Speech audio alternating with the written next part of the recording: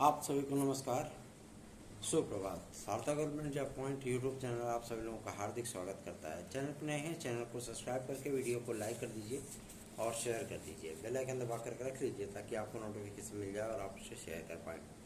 खबरों की शुरुआत कर लेते हैं। फटाफट आप सभी लोगों को सारी अपडेट देंगे, इसलिए वीडियो में एंड तक जरूर बने रहें और अपना स्नेह हमें और हमारे चैनल को अवश्य ही प्रोवाइड करें।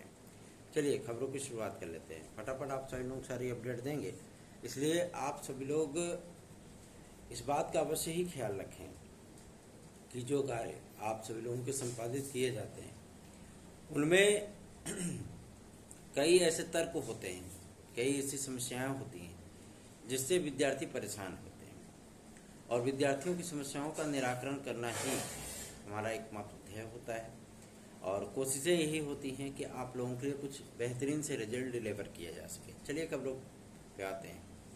पहली अपडेट है आप सभी लोगों के बदहाल हुए राजकीय विद्यालयों की। पद इतने ज़्यादा खाली हैं कि कई ऐसे राजकीय विद्यालय हैं जहां से विद्यार्थियों को शिफ्ट किया गया दूसरे विद्यालयों में और वहां पे जो है वो सिक्योरिटी लगा दी गई है, मतलब ताला है ना। और फिर भी अगर शासन इस चीज़ को देख करके संज्ञान में ना ले या राजकीय अपर सचिव ने जो जवाब भेजा था कि पदों की संख्या बहुत ज़्यादा रिक्त है, तत्काल भर्ती की आवश्यकता है, तो ऐसी परिस्थितियों में जाहिर सी बात है कि थोड़ा सा सोचने के लिए मजबूर होना पड़ता है। और आज की ही वो तारीख है जो कि आप सभी लोगों को मतलब आज और कल में 2 दिन आप सभी लोगों को ये डिक्लेरेशन मिल जाएगा कि आपकी LT ग्रेड और GRC प्रवक्ता की जो वैकेंसी है, क्योंकि कल हम लोग सेवा आयोग गए थे और लोक सेवा आयोग में जो बातें हुई उससे तो यही स्पष्ट होता था कि लोक सेवा आयोग का कोई इरादा नहीं है कि वो LT ग्रेड और GRC प्रवक्ता का विज्ञापन जारी करे। आपको रियलिटी बता रहा हूँ, ठीक है ना, क्योंकि अधिकारी जिम्मेदारी लेने के लिए तैयार नहीं है और वो शिक्षा सेवाचयन आयोग को ही LT ग्रेड GRC प्रवक्ता देना चाहते हैं। ऐसी परिस्थितियों के लिए जाहिर सी बात है कि अगर ऐसी कोई स्थिति परिस्थिति होती है तो इसका इम्पैक्ट विद्यार्थियों पर ही पड़ेगा, प्रभाव सीधा तौर पे आप लोगों पे पड़ेगा। क्यों? क्योंकि अब आयोग के अध्यक्ष जो शिक्षा सेवाचयन आयोग के अध्यक्ष आने वाले हैं उनकी नियुक्तियां हो जाएंगी। कल कैबिनेट से उनको मंजूरी भी मिल गई, ठीक है। नियुक्ति का शासनादेश किसी भी वक्त जारी हो सकता है। उनकी नियुक्ति का, सचिव की नियुक्ति का और परीक्षा नियंत्रक की नियुक्ति का नाम फाइनल हो गए हैं, सहमति मिल गई है। बहुत जल्दी शासनादेश आप लोगों को देखने के लिए मिल जाएगा। अब ये मुख्यमंत्री महोदय का विषय है कि वो कितने टाइम लेते हैं, कितने देर में इसको जारी करते हैं, ये अलग बात है। लेकिन आप लोगों को मैं ये भी स्पष्ट कर दूं कि इनकी नियुक्तियां होने के बाद सबसे पहली डेट आएगी आप सभी लोगों की असिस्टेंट प्रोफेसर की, दूसरी डेट आप लोगों की डिक्लेयर होगी TGT और PGT की, और तीसरा जो काम होगा वो TET 2024 का विज्ञापन होगा और चौथा जो काम होगा TGT PGT 2024 का विज्ञापन होगा। ये विज्ञापन आप सभी लोगों को देखने के लिए मिलेंगे, 2 विज्ञापन। साथ ही साथ आप लोगों को परीक्षा तिथियां भी देखने के लिए मिलेंगी। पोर्टल खोले गए हैं अध्याचन मांगने के लिए। अध्याचन तो आ रहे हैं तो विद्यार्थी इस बात की भी मांग कर रहे हैं कि पोर्टल को ओपन करके जो है हमें भी आवेदन करने का मौका दे दिया जाए, है ना।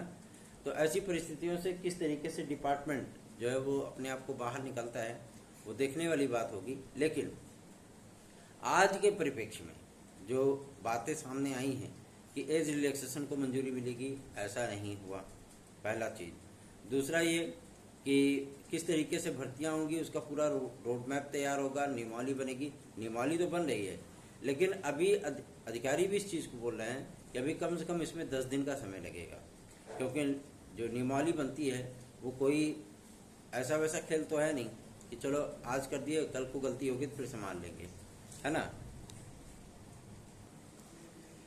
इसलिए LT ग्रेड और GRC प्रवक्ता के लिए भी मैं आप सभी लोगों को बता दूं कि लोक सेवा आयोग के अधिकारियों का स्पष्टता कहना है कि हम 2 चरणों में परीक्षा कराना चाह रहे हैं, ठीक है।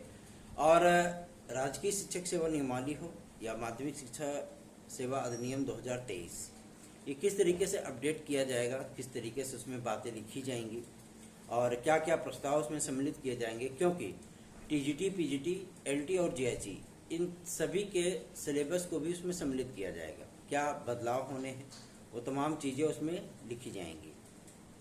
अब क्या क्या परिवर्तन होता है इसके लिए उन्होंने स्वयं ही बता दिया कि इसमें कम से कम हफ्ते 10 दिन का समय लगेगा, ठीक है ना। तो आप सभी लोगों को मैं बता देना चाहता हूं कि लोक सेवा आयोग एलटी ग्रेड और जैसी प्रवक्ता के लिए बिल्कुल भी सीरियस नहीं है, और ये भर्ती वो शिक्षा सेवा चयन आयोग को ही देना चाहते हैं। अब इस पर शासन आजकल में निर्णय करेगा कि आखिर ये भर्ती कराएगा कौन, क्या लोक सेवा आयोग कराएगा या शिक्षा सेवा चयन आयोग कराएगा, इस बात को स्पष्ट किया जाएगा। उसके बाद तब विज्ञापन की प्रक्रिया स्टार्ट होगी। क्यों? क्योंकि अध्याचन तो लोक सेवा आयोग ने एक्सेप्ट कर लिया है। जो अध्याचन आप लोगों को भेजे गए वो अध्याचन एक्सेप्ट हो गया है। जो ऑनलाइन अध्याचन इन्होंने मांगा था उन्होंने एक्सेप्ट कर लिया। एक्सेप्ट करने के बाद ये भी स्थितियां उत्पन्न हो गई कि आखिर अध्याचन अगर इन्होंने एक्सेप्ट किया है तो विज्ञापन भी यही जारी करेंगे, है ना। लेकिन लोक सेवा आयोग के अधिकारी स्पष्टता कह रहे हैं कि हमने जो प्रस्ताव शासन को भेजा है उस पर अगर हमको मंजूरी मिलती है तभी हम आगे कदम बढ़ाएंगे, ठीक है। ऐसी परिस्थितियां तो जाहिर सी बात है विद्यार्थियों को मुश्किल में डालने वाली है ना। और विद्यार्थी परेशान है कि विज्ञापन है 6 साल से विज्ञापन ही नहीं है। तो जाहिर सी बात है कि आप सभी लोगों को भी थोड़ा सा सोचना पड़ेगा और थोड़ा सा अपने आप को जागरूक करना पड़ेगा इस मुद्दे को लेकर, तभी कुछ कार्य हो सकता है। चलिए आगे बढ़ते हैं। अब बात करेंगे आपके खंड शिक्षा अधिकारी को लेकर के। तो इसके बारे में भी सूचना प्राप्त हो रही। खंड शिक्षा अधिकारी का विज्ञापन आप सभी लोगों का सम्मिलित राज्य अभियंत्रण सेवा परीक्षा के विज्ञापन के हफ्ते 10 दिन बाद ही जारी होगा। जब भी ये विज्ञापन जारी होगा आपका सम्मिलित राज्य कृषि अभियंत्रण सेवा परीक्षा, इस विज्ञापन के जारी होने के साथ साथ ही आपका खंड शिक्षा अधिकारी का भी विज्ञापन आएगा। और इसमें पदों की संख्या 225 से 245 हो सकती है, ठीक है। और शैक्षिक अर्हताओं को लेकर के जो कार्यप्रणाली इन लोगों की चल रही है, मुझे तो इसी बात का हमेशा से ही संदेह रहा है कि जो कार्य 2 मिनट के अंदर हो सकता है या 2 घंटे के अंदर ये भी कर सकते हैं। ज़्यादा आलसी प्रवृत्ति के अगर अधिकारीगण हो तो 2 दिन भी ले सकते हैं या 2 सप्ताह भी ले सकते हैं, कोई दिक्कत नहीं है अगर कुंभकर्णी नींद वाले अधिकारी हो तो, है ना। लेकिन अधिकारियों की फितरत रही है कि एक सिंपल से मामले को लंबा खींच तान करके बड़ा करना, ये उनकी आदत में शुमार हो गया है। क्यों? क्योंकि उनसे कोई फर्क नहीं पड़ता उनको।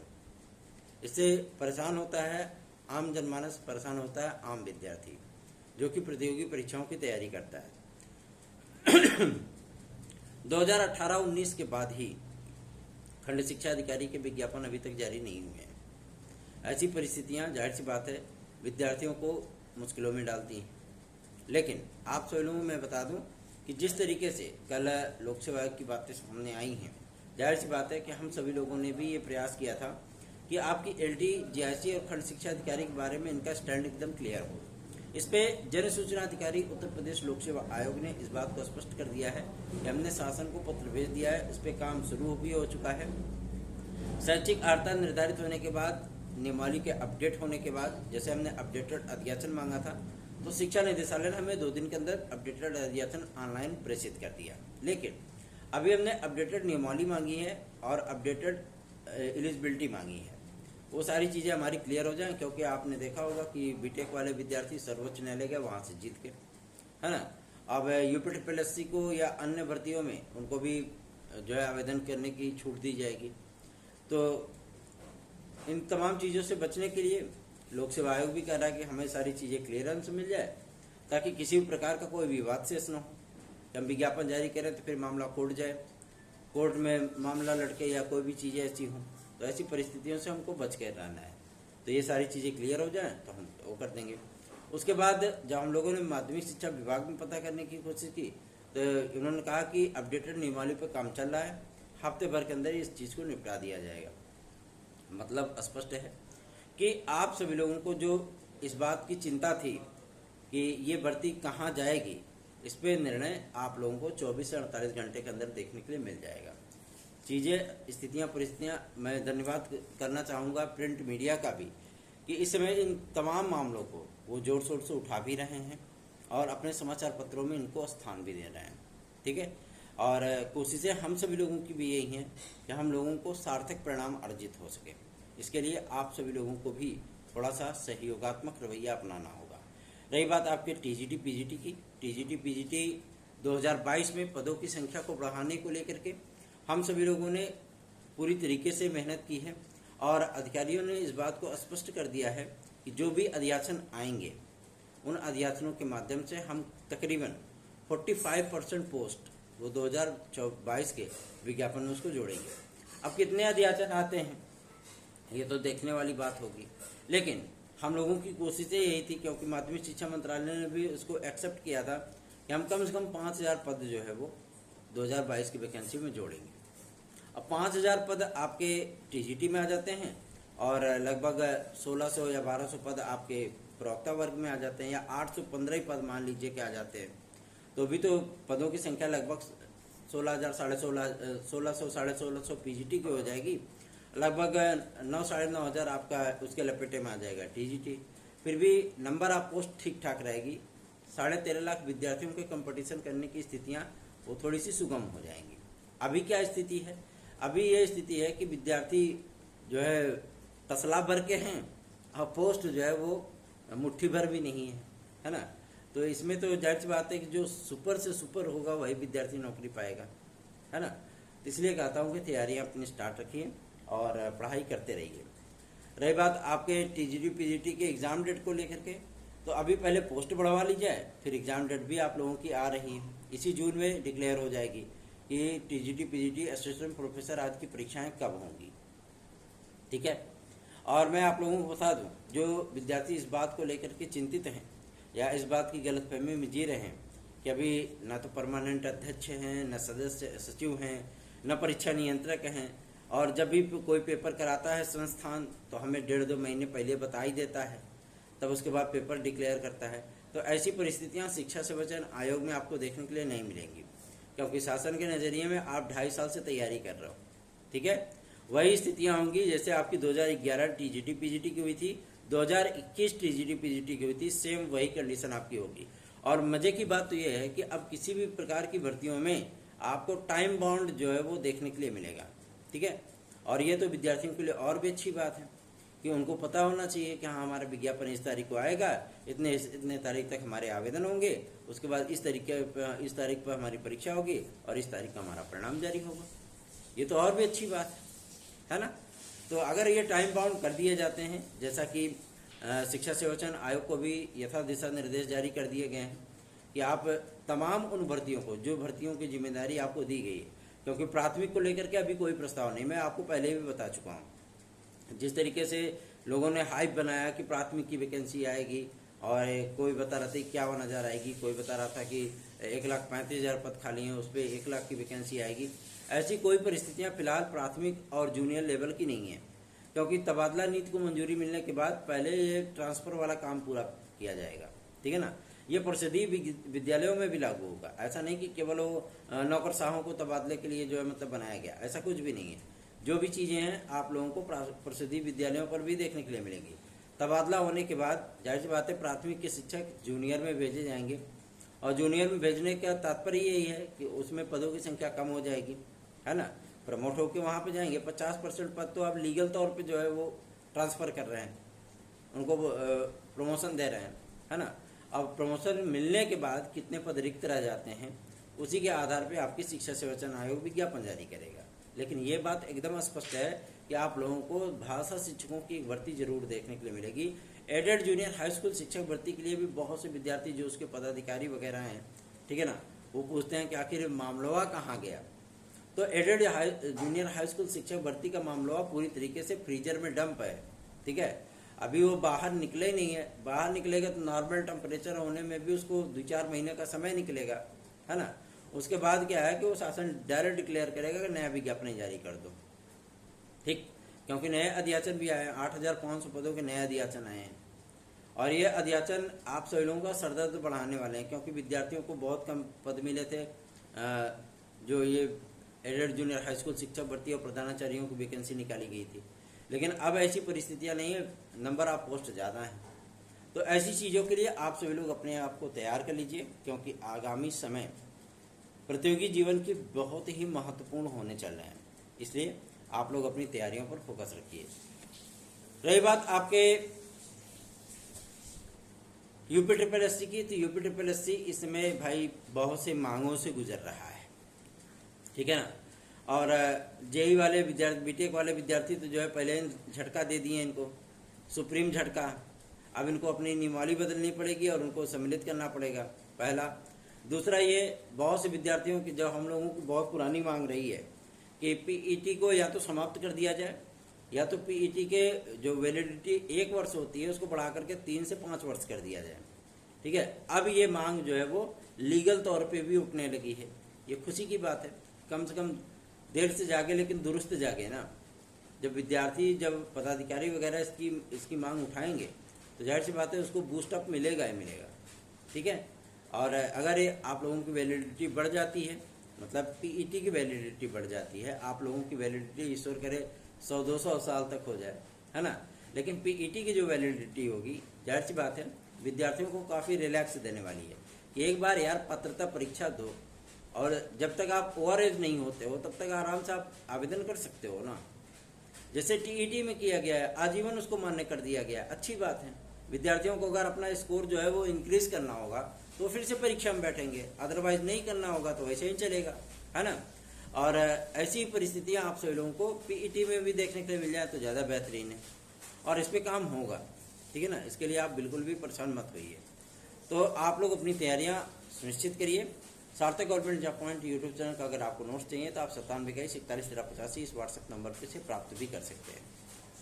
बाकी अन्य चीज़ों के लिए, अन्य तैयारियों के लिए आप सभी लोग सार्थक government job point YouTube channel के साथ जुड़ें, अधिकाधिक संख्या में जुड़ें। हमारी एलटी ग्रेड जेएससी प्रवक्ता की स्थितियां बहुत जल्दी ही हमारी स्पष्ट हो जाएंगी कि हमारा शिक्षा सेवा चयन आयोग ले आएगा इसको, या उत्तर प्रदेश लोक सेवा आयोग। वैसे अब संभावनाएं आप सभी लोगों की 95% तक बढ़ चुकी हैं कि एलटी ग्रेड और जेएससी प्रवक्ता का जो विज्ञापन है वो शिक्षा सेवा चयन आयोग ही जारी करेगा। देखने वाली बात होगी कि कल तक क्या निर्णय होता है, क्या स्थितियां परिस्थितियां निकल करके आती हैं, क्योंकि लोक सेवा आयोग के अधिकारी स्पष्टता बोलने के लिए कुछ भी तैयार नहीं है, ठीक है ना। उनके ऊपर 11 से 14 परीक्षाओं का बोझ है। पहले से ही उनका परीक्षा कैलेंडर जो वो पूरी तरीके से डगमगा गया, कोलैप्स कर गया था। फिर से उन्होंने कोई चीज़ें जारी की हैं तो उसमें भी कुछ न कुछ कहीं ना कहीं बगावत के सुर हैं, है ना। और ऐसी परिस्थितियों से बचने के लिए जाहिर सी बात है विद्यार्थी थोड़ा सा अपने आप को बूस्टअप कर लें तो ज़्यादा बेहतरीन है, ठीक। तो अभी आपको एलटी ग्रेड जेएससी प्रवक्ता के ऊपर जो संशय के बादल मंडराते हुए नजर आ रहे हैं वो बहुत जल्दी ही छटने वाले हैं। आपको परेशान होने की आवश्यकता नहीं है। अधिकाधिक संख्या में वीडियोस को शेयर किया करिए, चैनल को सब्सक्राइब न किया हो सब्सक्राइब अवश्य कर लें। याद रखें 9721411385 ये मेरा व्हाट्सएप नंबर है। आप इस व्हाट्सएप नंबर पर हमसे संपर्क करके अपने प्रतियोगी जीवन की समस्याओं को हमसे डिस्कस कर सकते हैं। साथ ही साथ आप हमारे नोट्स आज भी प्राप्त करके बेहतरीन तैयारियों को मुकम्मल बना सकते हैं, जिसमें आपकी सफलता सुनिश्चित हो सकेगी। धन्यवाद। आप सभी का दिन शुभ हो।